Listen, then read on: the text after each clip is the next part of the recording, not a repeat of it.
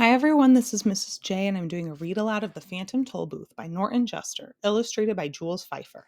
And we're on Chapter 4, Confusion in the Marketplace, on page 45. Indeed it was, for as they approached, Milo could see crowds of people pushing and shouting their way among the stalls, buying and selling, trading and bargaining. Huge wooden wheeled carts streamed into the market square from the orchards, and long caravans bound for the four corners of the kingdoms made ready to leave.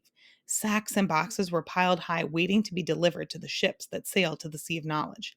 And off to one side, a group of minstrels sang songs to the delight of those either too young or too old to engage in trade. But above all the noise and tumult of the crowd could be heard the merchants' voices loudly advertising their products.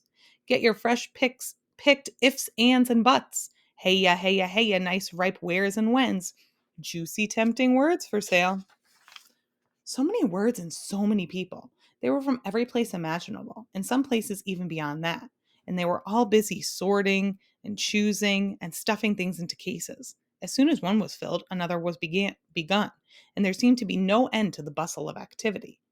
Milo and Talk wandered up and down the aisles looking for the wonderful assortment of words for sale. There were short ones and easy ones for everyday use, the long and very important ones for special occasions, and even some marvelously fancy ones packed in individual gift boxes for use in royal decrees and pronouncements. Step right up, fancy, best quality words right here, announced one man in a booming voice. Step right up, what can I do for you, little boy? How about a nice bag full of pronouns? Or maybe you'd like our special assortment of names? Milo, who had never thought much about words before, but these looked so good he longed to have some. Look, Talk, he cried, aren't they wonderful? They're fine if you have something to say, replied Talk in a tired voice, for he was much more interested in finding a bone than shopping for new words. Maybe if I buy some, I can learn how to use them, said Milo eagerly, and as he began to pick through the words in the stall. Finally, he chose three which looked particularly good to him: quagmire, flabbergast, and upholstery. He had no idea what they meant, but they looked very grand and elegant. How much are these? He inquired. And when the man whispered his answer, he quickly put them back on the shelf and started to walk away. Why not take a few pounds of happies? Advised the salesman. They're much more practical, very useful for happy birthday, happy new year, happy days, and happy go lucky. I'd like to very much, Milo began, but, or perhaps you'd be interested in a package of goods. They're always handy for a good morning, good afternoon, good evening, and goodbye, he suggested. Milo did want to buy something, but the only money he had was the coin he needed to go back through the toll booth, and Talk, of course, had nothing but time. No, thank you, replied Milo. We're just looking. And they continued on through the market. As they turned down the last aisle of stalls, Milo noticed a wagon that seemed different from the rest. On the side was a small, neatly lettered sign that said, Do It Yourself. And inside were 26 bins filled with all the letters of the alphabet from A to Z. These are for people who like to make their own words, the man in charge informed him. You can pick any assortment you like or buy a special box complete with all letters, punctuation marks, and a book of instructions. Here, taste an A. They're very good. Milo nibbled carefully at the letter and discovered that it was quite sweet and delicious, just the way you'd expect an A to taste. I knew you'd like it, laughed the letterman, popping two G's and an R into his mouth and letting the juice drip down his chin. A's are one of our most popular letters. All of them aren't that good, he confided in a low voice. Take the Z, for instance. Very dry and sawdusty. And X? Why, it tastes like a trunk full of stale air. That's why people hardly ever use them. But most of the others are quite tasty. Try some more. Gave Milo an I, which was icy and refreshing, and Talk took a crisp, crunchy C. Most people are just too lazy to make their own words, he continued, but it's much more fun. Is it difficult? I'm not good at making words, admitted Milo, spitting the pits from the P. Perhaps I can be of some assistance. ASSISTANCE, buzzed an unfamiliar voice. And when Milo looked up, he saw an enormous bee, at least twice his size, sitting on top of the wagon. I am the spelling bee, announced the spelling bee. Don't be alarmed. ALARMED. Talk ducked under the wagon, and Milo, who was not overly fond of normal sized bees, began to back away slowly. I can spell anything. Anything, he boasted, testing his wings. Try me, try me. Can you spell goodbye? Suggested Milo, as he continued to back away. The bee gently lifted himself into the air and circled lazily over Milo's head. Perhaps, Perhaps, you are under the misapprehension, Missapprehension, that I am dangerous, he said, turning a smart loop to the left. Let me assure, Assure, you that my intentions are peaceful, Peaceful. And with that, he'd settled back on top of the wagon and fanned himself with one wing. Now, he panted, think of the most difficult word you can spell, and I'll spell it. Hurry up, and he jumped up and down impatiently. He looks friendly enough, thought Milo, not sure how friendly a friendly bumblebee should be. He tried to think of a very difficult word. Spell vegetable, he suggested, for it was one that always troubled him in school. That is a difficult one, said the bee, winking at the letter man.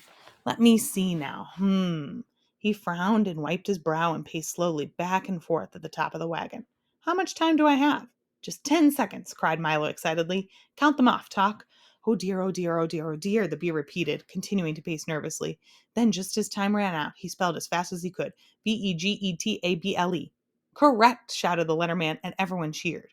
Can you spell everything? Said Milo admiringly. Just about, replied the bee with a hint of pride in his voice. You see, years ago I was just an ordinary bee, minding my own business, smelling the flowers all day, and occasionally picking up part-time work in people's bonnets. Then one day I realized I'd never amount to anything without an education, and, being naturally adept at spelling, I decided that Bladderdash, shouted a booming voice, and from around the wagon stepped a large beetle-like insect, dressed in a lavish coat, striped pants, checked vest spats, and a derby hat. Let me repeat, Bladderdash, he shouted again, swinging his cane and clicking his heels in midair.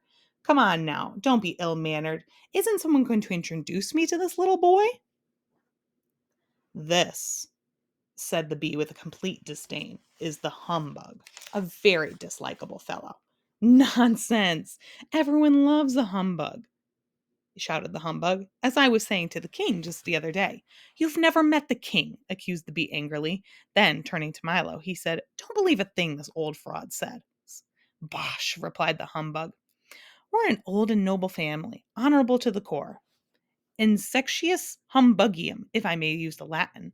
Why, we fought in the Crusades with Richard the Lionheart, crossed the Atlantic with Columbus, blazed trails with pioneers, and today many members of the family hold prominent government positions throughout the world. History is full of humbugs. A very pretty speech, Speech, sneered the bug. Now, sneered the bee. Now, why don't you go away? I was just advising the lad on the importance of proper spelling. Pah, said the bug, putting his arm around Milo. As soon as you learn to spell one word, they ask you to spell another, and you never catch up. So why bother? Take my advice, my boy, and forget about it, as my great-great-great-grandfather George Washington humbug used to say. You, sir, shouted the bee very excitedly, are an impostor. I am Postor, who can't even spell his own name. A slavish concern for the composition of words is the sign of a bankrupt intellect, roared the humbug, waving his cane furiously. Milo didn't have any idea what this meant, but it seemed to infuriate the spelling bee, who flew down and knocked off the humbug's hat with his wing. Be careful, shouted Milo as the bug swung his cane again, catching the bee at the foot and knocking over a box of W's. My foot, shouted the bee. My hat, shouted the bug. And the fight was on. The spelling bee buzzed dangerously in and out of range of the humbug's wildly swinging cane, and as they menaced and threatened each other, and the crowd stepped back out of danger.